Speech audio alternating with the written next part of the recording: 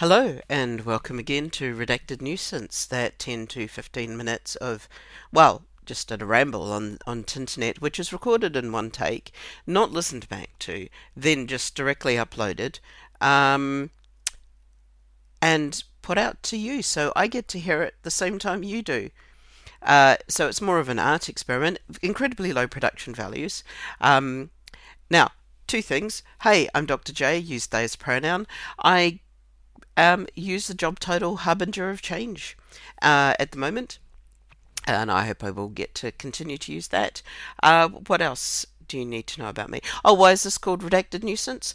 Because I'm a hashtag queer nuisance, but if I called it queer nuisance, it would not be visible to a lot of people on the internet, so I use Redacted Nuisance, and I'm not redacting it because I wish to hide who I am. This podcast, once you get into it, is very, very clearly about being queer in the world. It is simply called Redacted so that people can see it. It is not hidden. It's available to people who might be from cultures where having something that says queer is not possible. So it's called Redacted so that it can slide under the radars. It's called parkouring around those things that those impediments of the world is something that us queers really seem to do. And it's a very queer thing.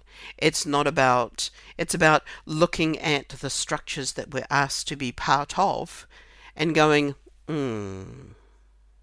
yeah, that's not quite the vibe that I'm going for.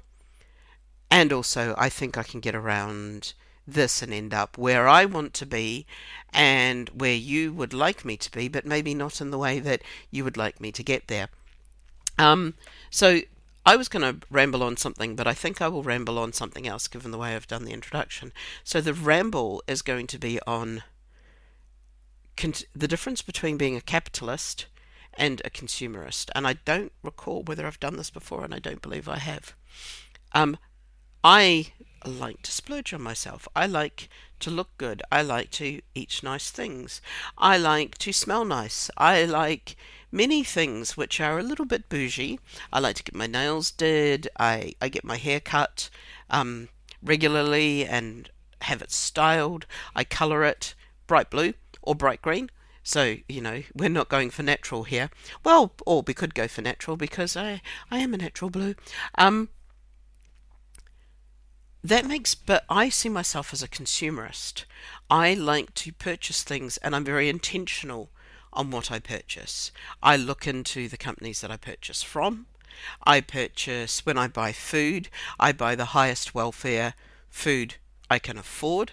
So I tend to buy locally farmed or organically farmed fruit and vegetables. I will spend a little bit of time, even if I'm just popping into the supermarket, I will spend some time checking where my food has come from. And there are some places, Israel, where I do not purchase food from at all. And I'm very deliberate in how I do that. I do the same when I'm purchasing any item of clothing, anything that I'm bringing into my house. I will be very deliberate about it. And I consume things. And because I have the privilege of having a decently paying job, and I also have the privilege of being able to treat my mental health in a particular way, I like to treat myself. I like to turn around and go, actually, this thing will give you an amount of pleasure, and that amount of pleasure is worthwhile. That treating yourself is a fabulous thing to do. And I'm bringing this up because I was in the sauna at a very posh gym, and I don't go to the very posh gym often. I don't go to the very posh gym out of choice. I go to the very posh gym because that is where one of the exercise classes that I really enjoy from the organization that I really enjoy being part of, called Workout with Pride, they hold one of their aqua strength classes there, and I'm the only person who is in the women's changing rooms. I don't identify as a woman, and that's another one that I will talk about, but I'm in the women's changing rooms, and there's an entire thing that I want to talk about there. But today I was sitting in the sauna, or the sauna, depending on how you like to say it. I did work for Nokia, so I did learn to say it as sauna. I was sitting in there because it's my one and only chance to sit in a sauna and have a nice 15 minutes or so of just getting a little bit of steam, getting a little bit of warmth, having the whole after exercise, steam it out a little bit, sweat it out. And I was listening to the conversations around me. Now, bearing in mind this is a gym that is very expensive for membership, relatively expensive for membership, and it's kind of within London City. So it's in people who go there tend to be people who work in the city.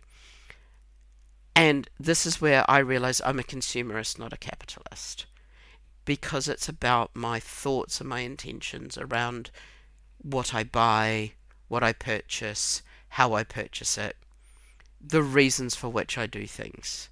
There was somebody there being challenged on buying a porridge. Literally, she was being challenged on that she bought porridge from a chain, and you could hear from the way that she talked about it that she described that she got some joy on the mornings when she purchased this porridge. And the person talking to her was like, "Oh, that's a lot of money, and why would you spend so much money on that and that?" And I did want to pipe up, but I didn't want to reveal how much I'd been listening into them. And it's like this person is spending a very small number of pounds, less than a fiver, maybe twice a week, on something that makes them feel good and cared for. And she is suggesting that she doesn't. And then the girl A was suggesting that you shouldn't do this thing, and girl B was kind of trying to defend eating porridge that she enjoyed twice a week and having somebody make that porridge for her. And I'm like, oh, baby, baby, baby girl, you need to sit down and think about, it's not what you're purchasing and it's what you're spending your money on, but it's also why you're spending your money. And girl B was then like, well, I'm going to cut out all of the cakes, all of the afternoon cakes, and I'm going to eat clean. And I'm like, I can almost feel the failure that's going to happen in a couple of months' time, because by removing all of the joy from your life, all of the things that bring you pleasure, you become obsessed about having the things that bring you pleasure, and you lose constraint and restraint over them. Whereas if you are mindfully consumerist, or if you mindfully purchase things, if you mindfully go, this is what I'm going to eat, and this will make me feel good. This is what I'm going to have, and I know that it costs a couple of quid, and it will make me feel good. So, for example, the other night I had a bit of a rotten day. Brain was doing brain things, and I messaged somebody and said, "Do you want to go and have food together?" And they were like, "Yes, that would be lovely." And I said, "I want to go have jerk chicken," and they were like, "It's a long way in the wet." And it's like, "I want jerk chicken from the good jerk chicken place." And they were like, "That's fine, I'll meet you at the good jerk chicken place." And I went on the bus to New Cross Gate, went to Coming Up, and had what I consider to be some of the best jerk chicken in London. Their jerk chicken, rice and peas and plantain with a little bit of coleslaw is just minty bang. They are so good. And there's nowhere for us to go eat, so we're sat in kind of canteen style, sitting there eating our jerk chicken, and with great delight. I don't get it with a jerk sauce with jerk sauce, because that's way too hot for me. I have it with nice stewed chicken gravy poured on top. This bemuses the people who serve me occasionally. So had very, very nice comfort food. And then my friend and I was like, let's go to this really nice place where they serve desserts and coffee, and we'll get a coffee and a hot chocolate and a dessert. And I got the ice cream put on the side because I can't eat it. And they were like, oh, I shouldn't eat the ice cream because I've been eating ice cream. And I was like, no, you should eat good ice cream. If you're eating quantities of cheap ice cream that it does not taste so good, that's a different problem to having a small amount of really nice ice cream. The look on their face when they had the very nice ice cream, and they were like, this is very good ice cream. And I was like, yes, that is why you give yourself that little bit of pleasure, that little bit of comfort. And it doesn't need to be a lot, but if you give yourself that little bit of pleasure. So while I'm sitting here talking, I am currently making a nice roast Sunday lunch for me, and it smells so good, and it makes me feel so happy to do that little bit of self-care and be mindful on it and be reflective on it. And yes, it is a little bit consumerist, but it's also not capitalist. I'm not doing it to gain status. I don't purchase things to show off. I don't purchase things to um maintain my position. I don't focus on money as anything other than a tool for living my life. I'm not about the accumulation of wealth. Person A and Person B then got into an extended discussion where they both showed appalling understandings of the basics of mathematics. And they both work in finance, and I do despair for this country, this world, um, because neither of them understood the basics of finance. And it was absolutely hilarious. But they got into a very detailed discussion about the accumulation of wealth and wanting wealth not for any purpose other than having money. Now, I can understand wanting wealth for safety. I can understand wanting a safety net. I can understand wanting to have something so that you feel that sense of security. I've only found it recently, in the last 3 or 4 years, have I reached the point where I am secure enough that I can start to breathe. I don't wake up worrying about what will happen should something happen. I'm going, I can survive for a couple of years maybe. Might be a bit eating lentils a lot. Um, I do have a lot. I do have a good stockpile of lentils still.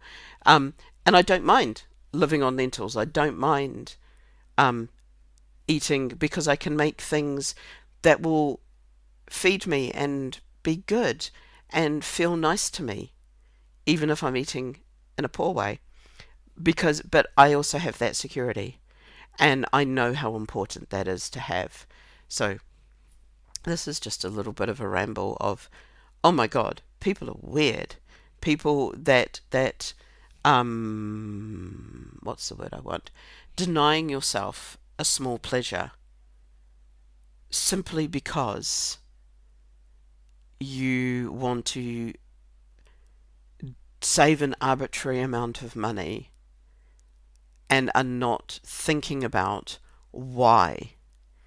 The why of why do I want this small pleasure is huge. And also, if you've got money, you can spend it on books and just continue to build the to-read book pile that physically just commands your life. And the more books you read, the more you can add to the pile. Ah. Um, so yeah,